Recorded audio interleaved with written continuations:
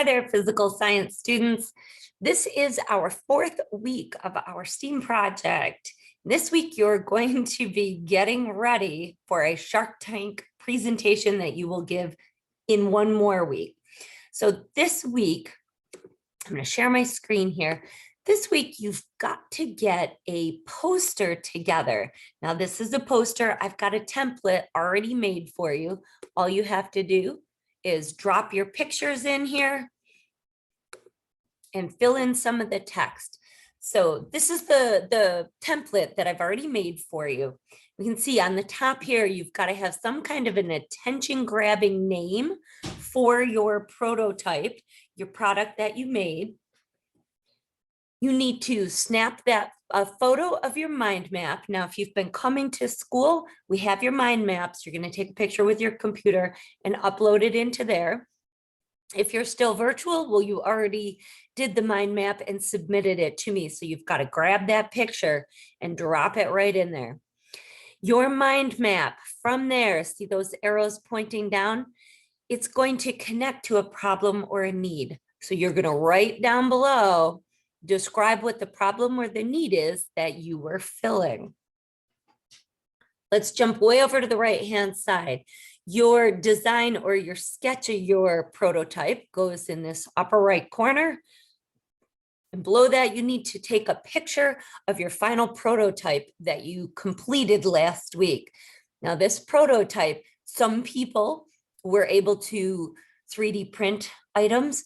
Other people just used cardboard and paper and tape and materials that they had around their house. That's fine. That's totally fine. Just take a picture and drop it in here.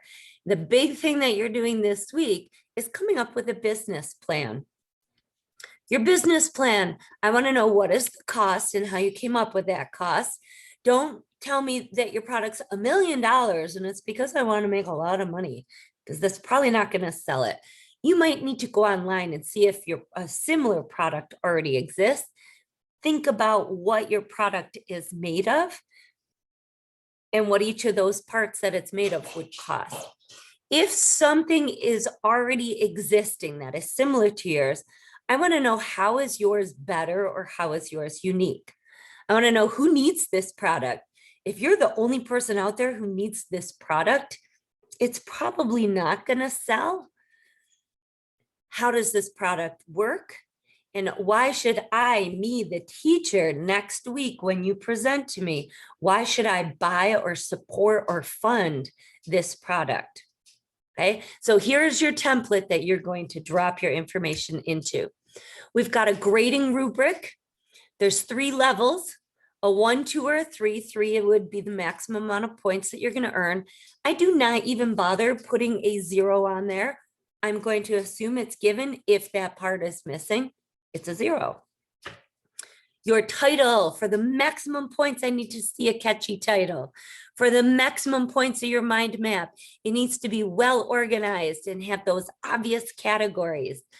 Your problem, I need to see a connection between the problem that you stated on the poster from before and your mind map. I need to see in the mind map, this is a problem that ties in with, say, your mom or your dad or your cousin or yourself, okay? Sketch. Your sketch either needs to have been drawn in CAD, which is computer-aided design. Students in school were using Tinkercad, or you could have drawn it in a drawing program, like some people have used SketchUp, other people just used Paint. Or if it's hand sketched, that's fine. It needs to be clearly labeled with the parts, and I need to be able to see that sketch. Maximum points for your prototype. Keep in mind, your prototype does not have to be functioning to receive top credit. Okay, it doesn't have to be a working model, but it does need to be fully built and it needs to match your sketch. If your prototype doesn't look anything like your sketches, you're probably not going to get the maximum point. And last, your business plan, excuse me, your business plan needs to contain or address all 5 parts that are on the template. Now, If you are in that level 3, it's assumed that you've already met everything in category 2 and everything at a level 1. So everything at level 1, level 2, then you can earn that level 3. So let's take a little look at mine. Right, remember I've been doing a zester for my husband. So I've got this title here, the Zippy Zester. Well, where's that going to fall in the title? Is it a title in small print for 1 point? Is it a title in large print for 2 points? Or is it a catchy title? Well, okay, a catchy title that might be kind of subjective. Zippy the Zester. It's a large print. It's not just called the Zester or Zester. Okay, it's called Zippy the Zester. So that really would fall into the 3. Okay, I don't care how corny your title is, as long as it's catchy and gets my attention, you're going to be a 3. Let's take a quick look at my mind map. Here's my mind map. Obviously, I'm going to have to zoom in to see yours because we're jamming them all here onto these posters. My mind map, my name was in the center. Coming off of it, I had family, job, and support. And from there, I had all the people in my life. So mind map, was it difficult to follow? Was there a photo present and clear so that I could read it? And for a level 3, it needed to be well organized in obvious categories. Keep in mind, rubrics are always going to be a little bit subjective. Mine's pretty messy. It's pretty sloppy. But if you blow it up, you can follow from myself in the center. It branches off to family, job, and support. And those are color coded. And then off of each of those, I have more color coding and lines. You might find that you want to go back to your original mind map and clean it up. I, as a teacher, probably would have given that a 2.5. Okay, there's a photo present. It is fairly clear to read, but it might not be as well organized and neat as somebody else's. Let's look at my problem. So it connects to a problem or a need. So way up here on my mind map was my husband's name. And it says Dave Johnson from RNBC is in need of a faster and more efficient way to zest oranges for his recipe. I definitely have made a connection between the problem and the mind map. My sketch, let's take a look at my sketches. Here is in the upper right-hand corner, I have my prototype with iteration 0, my very first idea. I did go on to I changed the shape of it a little bit because of something that I found in the store that I wanted to use. And I did say that the problem with the original one is I really needed something in the other hand to hold the oranges in. So my iteration 1 came with a glove and a slightly changed design shape. And iteration 2, I changed the glove idea to it's something that looks like a brass knuckle, but I really liked my zester. So let's go back and take a look at my grading rubric. So my prototype, level 1, incomplete prototype. Oh, I'm sorry, my sketch. So photo of the sketch, but maybe difficult to understand what the sketch is showing. A 2 says a photo of a sketch that may or may not be labeled, but the reader can infer what it does. And remember, an inference is an educated guess. So looking at this, it is labeled. Okay, it is hand drawn, but it is labeled here. So you can infer. Sketch, drawn in CAD or drawn in a drawing program or hand sketched with clearly labeled parts. So it is clearly labeled. I would probably put a 3 on that, especially since I have 3 pictures. The prototype, fully built. Oh, I'm sorry. So let's look at my prototype. My prototype, I had to pull the picture off of the internet because I'm at home this weekend making the video and I didn't bring my prototypes home. But this is what I ended up with, was this little piece of equipment that I had purchased at CVS.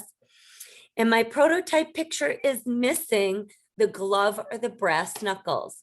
Now, again, they're at school, but I don't have them here. So my pictures I put on there were just what I could pull from online. So let's see where I fall. Prototype.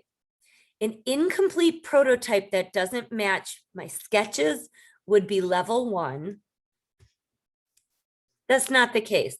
This prototype right here does match iteration 1. Prototype at a level 2, it partially built prototype, but it matches the sketch. I've hit that. Prototype level 3, fully built, and it matches the sketch.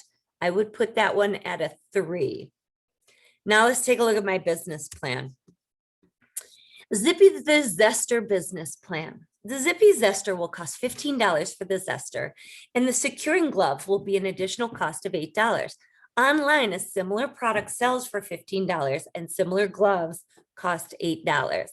Now, when I go to present this next week, I'm going to need to show them online where I got that number from.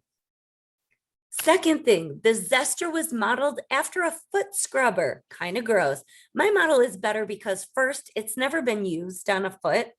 And second, it comes with a glove that secures an orange in your hand. Third thing, anyone who zests large quantities of fruit would use this product. An example would be a chef. So the third thing I had to do was explain who this product would be for. The fourth thing you have to do is explain how your product is used. I said the zester is held in one hand while the gloved hand secures the orange. And last, this product will allow for zesting of large quantities of a fresh product. It will save time and money for restaurants. What I was trying to do at the end was justify why the Shark Tank people want to fund this. So next week, so looking back to the scoring rubric, I had all 5 parts of the business plan. So I would easily have had a 3. So if I recall, my title, I was a 3. My mind map, between a 2 and a 3. My problem was a 3. My sketch, people could have argued that it was closer to a 2.5. Prototypes, I would have put it up here with a 3, but my business plan was definitely a 3. All right, guys. So this is what you're doing this week. You are putting together your poster that will then be used for your presentation next week. Something I want to point out is a little extra credit that you could earn. If you had time and you did some additional iterations and you posted them or you put them here on your presentation, each iteration is going to earn you an additional 5 points. So I have 2 iterations. I would have earned an additional 10 points. So 5 points for each. And it does turn out next week when I present, I didn't like the brass knuckle. Okay. Iteration number 2, I scrapped it, went back to iteration number 1. All right, guys, get your information onto this poster, upload it to the Dropbox, and I will see you next week for presentations.